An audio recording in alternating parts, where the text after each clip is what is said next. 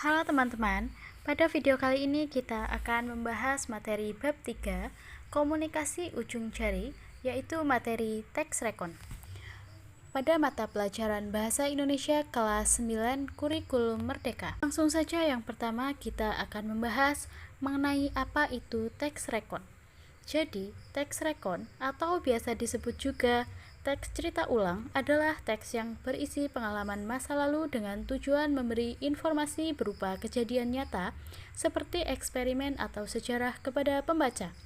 Tujuan lain teks rekon adalah untuk memberikan hiburan. Teks rekon dapat dikategorikan menjadi 3 macam, yaitu teks rekon pribadi, teks rekon faktual, dan teks rekon imajinatif. Teks rekon pribadi adalah cerita ulang yang mengandung pengalaman pribadi penulisnya. Teks rekon faktual adalah cerita ulang yang mengandung kejadian nyata, misalnya laporan suatu kejadian di stasiun berita terpercaya. Teks rekon imajinatif adalah cerita ulang yang mengandung cerita imajinatif. Selanjutnya yaitu struktur teks rekon. Struktur teks rekon dibagi menjadi 3, yaitu orientasi, peristiwa, dan reorientasi. Orientasi yaitu memberikan informasi tentang siapa, di mana, dan kapan peristiwa terjadi di masa lalu. Peristiwa yaitu menceritakan urutan kejadian, peristiwa atau kegiatan yang akan dijabarkan. Reorientasi merupakan pengulangan pengenalan yang terdapat pada bagian orientasi, biasanya berupa rangkuman rangkaian peristiwa yang diceritakan. Selanjutnya yaitu menelaah kosakata teks rekon dalam media sosial. Terlebih dahulu kita akan membahas mengenai apa itu kosakata. Kosakata adalah salah satu kunci keterampilan berkomunikasi. Kosakata disebut juga perbendaharaan kata, yaitu daftar kata yang dimiliki atau dikuasai. Salah satu cara membangun kosakata adalah menuliskan kata-kata baru dalam kalimat. Komunikasi melalui media sosial ini juga melahirkan kosakata baru. Semula, kosakata tersebut hanya dipergunakan dalam komunikasi media sosial sebagai bermula atau senda gurau, tetapi kian lama penggunaannya kian luas. Nah, ini merupakan kosakata baru ciptaan warganet. Yang pertama ada kata selfie yang berarti aktivitas memotret diri sendiri menggunakan kamera depan telepon genggam. Yang kedua ada kata merapat, diartikan sebagai ajakan untuk berkumpul. Bisa juga pengganti kata sini. Yang ketiga ada kata hoax, bermakna palsu yang diambil dari kata sama dalam bahasa Inggris yang berarti cerita berbohong. Yang keempat ada kata typo, yaitu berarti salah ketik. Yang kelima ada kata stall yang memiliki arti mengikuti. Istilah stall ini digunakan untuk mencari tahu kegiatan seseorang dengan melihat isi setiap media sosial yang digunakan. Yang keenam ada kata garing, merupakan kata dari bahasa Sunda yang berarti tidak lucu. Dan yang ketujuh ada kata guys atau sapaan untuk semua kalangan, biasanya untuk yang seumuran.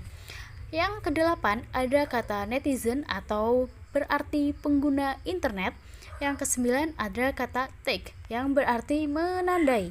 Selanjutnya kita akan membahas mengenai fakta, opini, dan asumsi dalam teks rekon. Fakta adalah keadaan peristiwa yang merupakan kenyataan atau sesuatu yang benar-benar ada atau terjadi. Karena itu, kebenaran sebuah fakta sudah teruji biasanya berdasarkan data yang akurat. Opini adalah pendapat, pikiran, atau pendirian. Dalam teks, opini berupa pendapat pribadi atau pendirian penulisnya. Karenanya, opini dapat berubah. Pada opini, kalimat yang digunakan bersifat relatif, misalnya tampaknya, paling, agak, atau biasanya. Asumsi sebagai dugaan yang diterima sebagai dasar atau landasan berpikir karena dianggap benar. Selanjutnya kita akan membahas kata serapan pada teks rekon. Dalam teks rekon, pasti kalian akan menemukan kata-kata serapan. Biasanya, kata serapan akan ditulis dengan huruf miring. Salah satu fungsi huruf miring adalah untuk menuliskan kata atau ungkapan dalam bahasa daerah atau bahasa asing.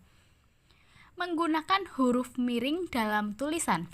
Salah satu fungsinya huruf miring adalah untuk menuliskan kata atau ungkapan dalam bahasa daerah atau bahasa asing.